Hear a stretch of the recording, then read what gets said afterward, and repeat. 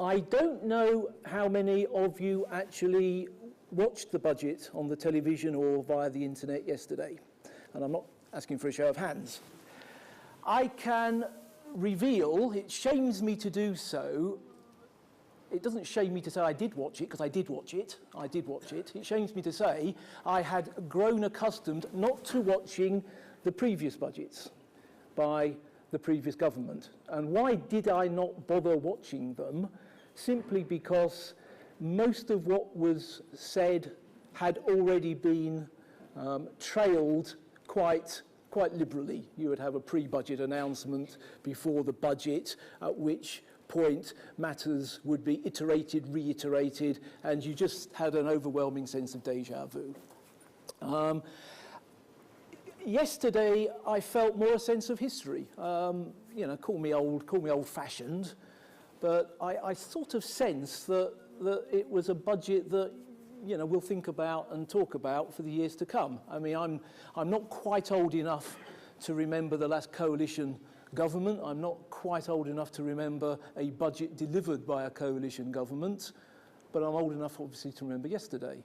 And I'm old enough, I hasten to say, to remember budgets done in '77 by Denis Healey. I'm old enough to remember Geoffrey Howe's budget of '79 after Thatcher got in, when income tax was cut from the top end 98% to a mere 75%, and everybody thought, wow, this is the way forward. I'm old enough to remember Nigel Lawson's budget of '88, when income tax was cut to 40%, and everybody thought, Christ, this is it, we're all rich, this is fantastic. So you remember the tax cutting budgets quite well. I remember the first Brown budget, 97, where he rattled through his agenda in a business-like manner, told us about the windfall tax, told us about his raid on the pension funds, told us it would all be all right and that boom and bust was now a thing of the past, and he was right there. We seem to have got rid of boom. But yesterday's I think we'll think about. And there were a few nice moments that struck a chord with me. A nice moment was, I thought, Christ, aren't they young? Young George Osborne up there doing his stuff with a certain amount of aplomb. I think he delivered very well. And next to him was Nick Clegg, who looks very young, and next to him was Danny Alexander, who doesn't only look young, but is young. And they're at the front bench, and you think, my God, they're young. Then they pan away to poor old David Cameron, who looks positively ancient compared to them at the ripe old age of 42 or whatever it is. You think, my God, they're all so young. The sound bite that I liked most of all was the comment by George Osborne that we are where we are now, not because we have been under-taxed, but because we have overspent. And I thought, well, that is a really, really good point. I must remember to stand on my hind legs tomorrow and actually say that. And why is that important? It's important because what we witnessed yesterday, and what you're about to hear from me, features tax increases.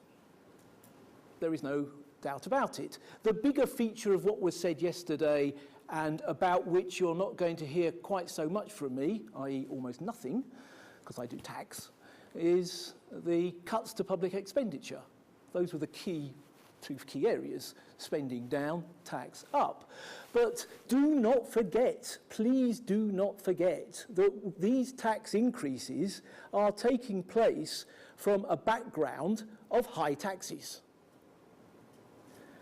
Who can forget, I don't know, perhaps some people can't quite remember the various stealth taxes perpetrated by the last government. I'm old enough to remember when, if you got a notice of coding, it had a string of numbers in it, which added up to a big number at the bottom, which was positive.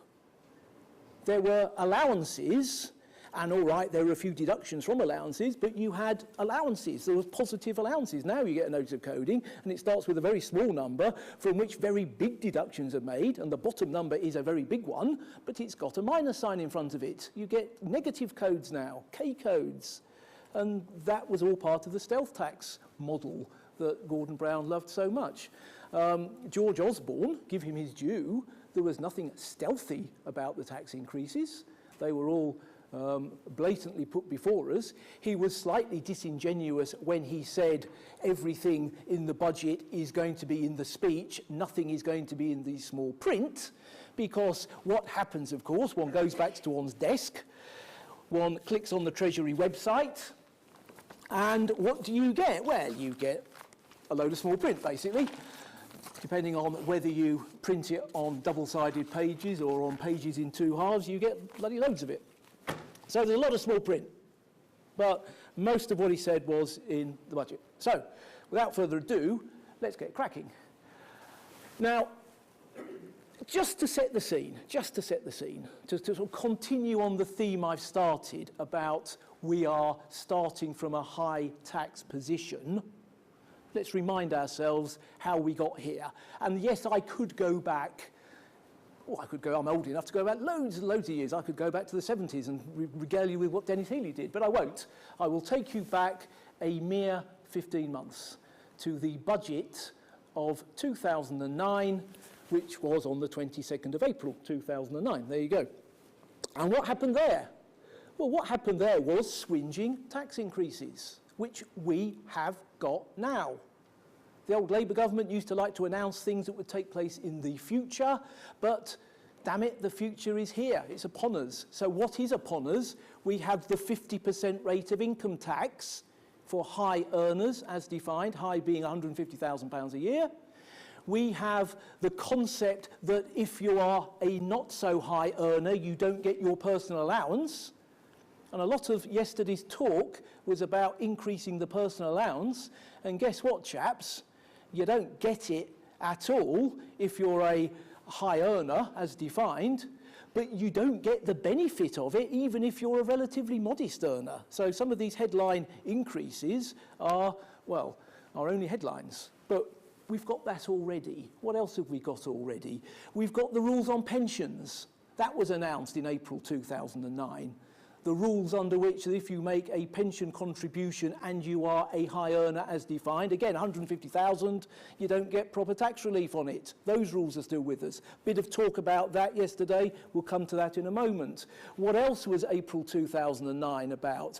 We were told national insurance was going to go up. We were told national insurance was going to go up, but from a point in the future.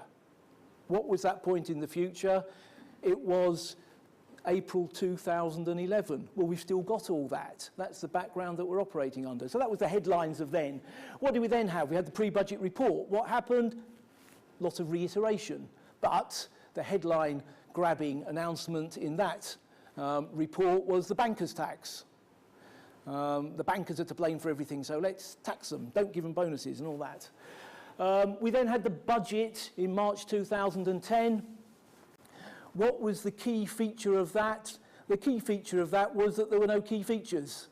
The key feature of that was that, oh my God, we've heard it all before. I had people walking out of this seminar in March 2010 on the grounds that there's not much new in this, we're off.